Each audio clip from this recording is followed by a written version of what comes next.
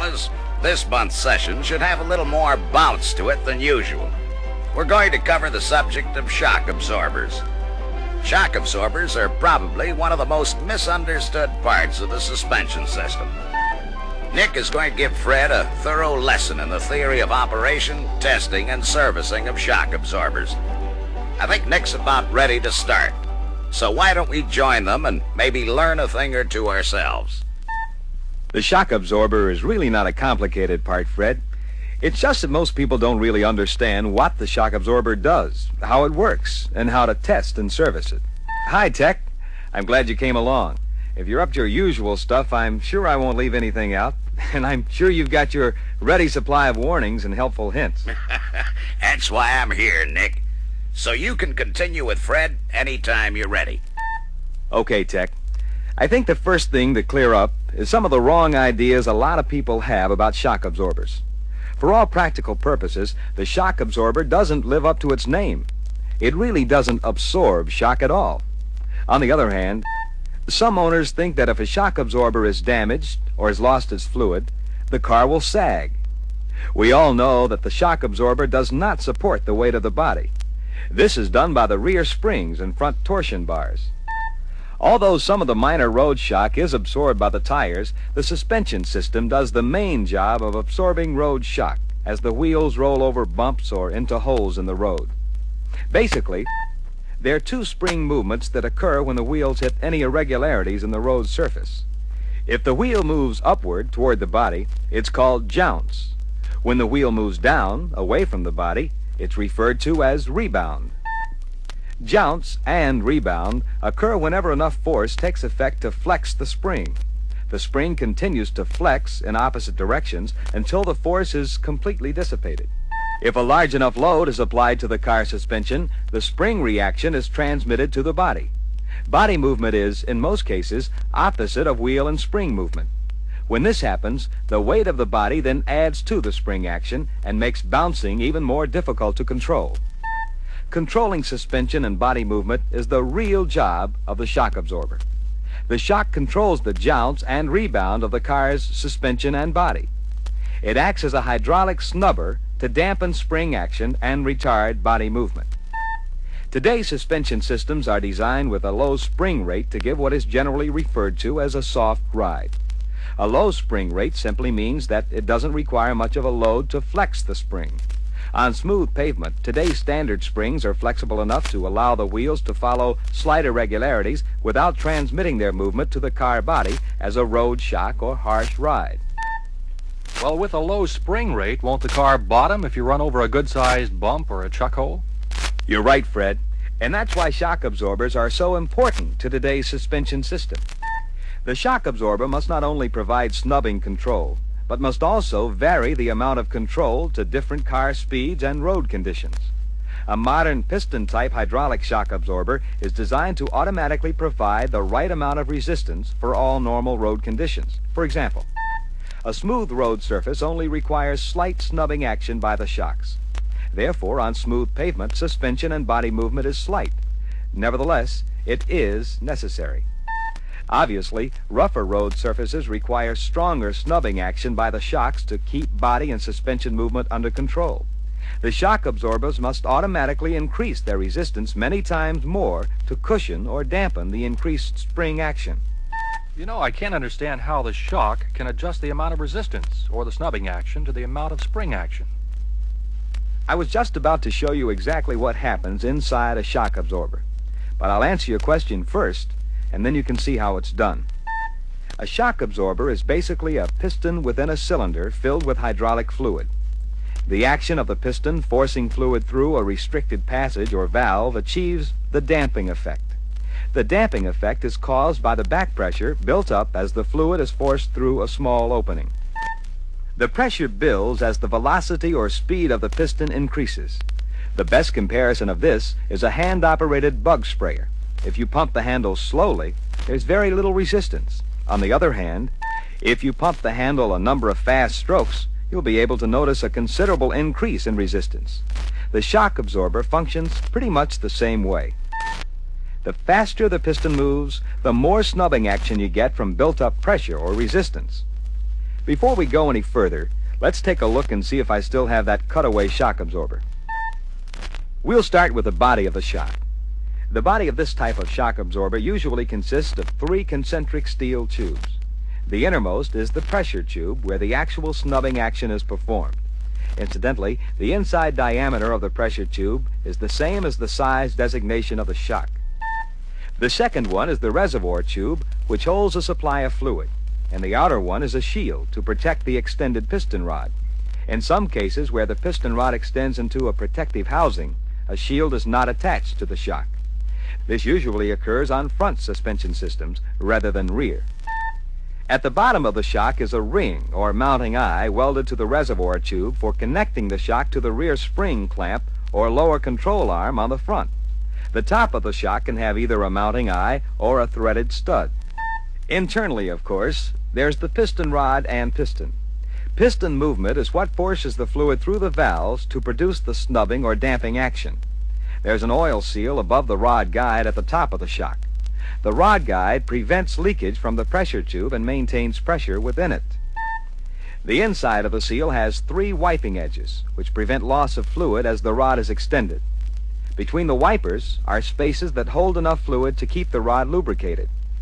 On the compression stroke, the seal pumps the fluid from between the wipers into the pressure tubes. When a shock is leaking fluid, does it mean that the seal is worn out and should be replaced? A certain amount of seepage is not abnormal, Fred, but it doesn't automatically mean that the shock should be replaced. I'll explain that in more detail later. Right now, let's take a look at what actually causes the snubbing action. There's a valve at the bottom of the pressure tube, which is generally referred to as the base valve. This valve provides about 90% of the control in a JOUNCE condition. Valving within the piston provides the remainder of the control. The base valve provides both high and low velocity JOUNCE control. The base valve varies the amount of control through back pressure alone. The faster the piston travels, the more control you have. If you remember the bug sprayer, you know what I mean. On rebound strokes, it's a little different story. If the fluid flow from the reservoir through the base valve is great enough, the disc lifts to provide a larger orifice. So, at high or low velocity, the base valve doesn't offer any rebound control. Rebound control is accomplished through valving within the piston. However, there are 2 phases of resistance. Low velocity resistance is provided through orifices much the same as the base valve. As the piston velocity increases, a blow-off valve disc is deflected for additional fluid flow through the piston. This prevents the rebound action of the body from becoming too harsh or stiff. If more resistance is needed to dampen high-velocity motion, why is the blow-off disc used to provide a larger opening? Wouldn't that decrease the resistance? Now that proves you're paying attention, Fred. I'd better explain that. The pressure does increase naturally as the velocity increases. However, on high-velocity JOUNCE or rebound strokes, the resistance would be so great that the harshness of the ride would be uncomfortable. If a larger orifice were provided for high-velocity shock action, the shock action would be too soft or mushy at low-velocity operation. So, by controlled blow-off, adequate control and comfort are achieved at all times. I think that by now Fred is pretty well convinced that the shock absorber is pretty important to the car's ride. I think he will agree that today's shock absorbers are designed to handle the job. Most people don't realize this and are too quick to blame the shocks when the car's ride is not what they think it should be. We'll discuss some common service problems right after someone turns the record. First of all, let's talk about the type of shock absorber problems you're apt to run into. The most common conditions are that shocks are either weak, noisy, or leaking. Virtually all of today's cars are designed to give a soft ride. First of all, because most owners prefer this type of ride, and secondly, improved road conditions allow it. However, if the owner complains of frequent bottoming, the problem may be in the suspension and not the fault of the shocks. Be sure and check the front suspension height. After about 5,000 miles, when new car stiffness and friction have been worked out, the ride of a new car may become noticeably softer. The rate of weak shock complaints is also likely to increase in the springtime, when warmer weather decreases fluid viscosity. Springtime is when you may notice what seems to be abnormal seeping of shock fluid. That doesn't mean that you won't get seepage at any other time, but here's why it's common at that time of the year. A certain amount of fluid seepage is necessary for lubrication, but in winter, the seal gets a little stiffer, and fluid loss will be greater than usual. Actually, shocks have more fluid than necessary, so a minor loss of fluid won't affect the operation. How about noisy shock absorbers? The shock may make some noise if the car has been sitting for some time, especially in the winter. However, a couple of miles of driving should eliminate the noise. If it doesn't, you should replace the shock. But remember, the shock absorber is innocent until proven guilty. When an owner says that he thinks the shocks are bad and the only reason he can give is the ride and handling of the car, eliminate all of the other possible causes before blaming the shocks. The best place to start is the tires. Make sure they're properly inflated and check the treads for flat spots or uneven wear. Uneven tread wear can be the result of improper inflation, incorrect wheel alignment, or unbalanced wheels. The tread wear and the condition which caused it will both affect the ride and handling. Next, check front suspension height and correct it if necessary so you won't mistake low or uneven suspension for poor shock absorbers when road testing the car. Speaking of road testing, the only sure way to test shock absorbers is by making a thorough ride test. Because the shock absorbers must control a wide range of ride conditions, a complete checkout should cover minimum, intermediate, and maximum control functions. I've seen a lot of technicians testing the shocks by bouncing the car. Seems to me that would save a lot of time. About all this test will show up is a shock that is completely shot or noisy. It won't show up a shock that is only partly effective. The reason is the bouncing that you can apply in the shop can only make the shocks work enough to check the least amount of snubbing action. To produce the abrupt suspension and body movements to check the complete controllability of the shock absorber, it's necessary to test drive the car. Of course, a visual inspection is probably the most practical thing to do first. A quick look under the car will show an extremely leaky or damaged shock absorber. Tell me, do you or don't you replace them in pairs? The chances of shock absorbers going bad in pairs are few and far between. Except for leakage or physical damage, a shock will last indefinitely. So don't waste your time by replacing a good old shock with a good new one. How about telling us about that road test, Nick? Okay, Tech. First, pick a route that you can use regularly for all your road tests. Both smooth and rough stretches of pavement are a must to check the wide control range of the shock absorber. If possible, work in a fairly rough railroad crossing. It can be very helpful. Next, test a car that you know has good ride and handling characteristics. By driving the car at different speeds over the test route, you'll know what to expect if you test other cars of the same model. When making a test run, compare the ride with that of your standard car. Shock absorber action over minor bumps such as expansion joints shouldn't be harsh or stiff in comparison. The smooth rolling bumps you may find at bridges, street crossings, or low spots should be controlled equally as well. Driving over a smooth rolling bump is an important test. Good shock absorber action will make the car body level out almost immediately. On the other hand, poor shock absorber action in either the front or rear will cause a pitching motion as you come off the smooth rolling bump. Don't take a series of this type of bump in rapid succession, and don't take them too fast. If a shock is bad, the pitching motion can lift you off your seat. So remember to fasten your seat belt. And don't be alarmed if the car bottoms out over a rolling bump. Remember, today's springs aren't designed to absorb that much of a load. Good point, Tech. Be sure to note and remember the rough spots along the test route. If a car with adequate shock absorber action is able to handle suspension and body movement, then any future car which you test should do as well. Once you establish the fact that the shock control is below standard, you have to determine whether the trouble is front or rear and right or left. The only way to compare the shock absorber action on both sides and at both ends is to make repeated runs over rough pavement to check for excessive hop at each wheel. You mentioned a train crossing in the test route. What will that prove? A fairly rough railroad crossing will cause abrupt level changes which call for maximum shock absorber control. Driving straight across the tracks, test the front shocks first, then the rear. A multi-rail crossing is also a good test for suspension strike-through or bottoming. Driving over several sets of tracks can allow violent pitching movement if shock absorber control is poor. Even at low speeds, this movement can cause much the same action as a smooth rolling bump at high speeds. Driving across the rails at an angle will let you test shock absorber action at each wheel. Drive slow enough so that each wheel reacts separately to the rails. You'll need a little experience at this test before you're able to spot a bad shock quickly. If either side has a poor shock absorber, you'll notice that that side has a greater tendency to bounce and will cause a body rolling movement as the car crosses the tracks. What if you thoroughly road test the car and you're still not sure the shocks are at fault?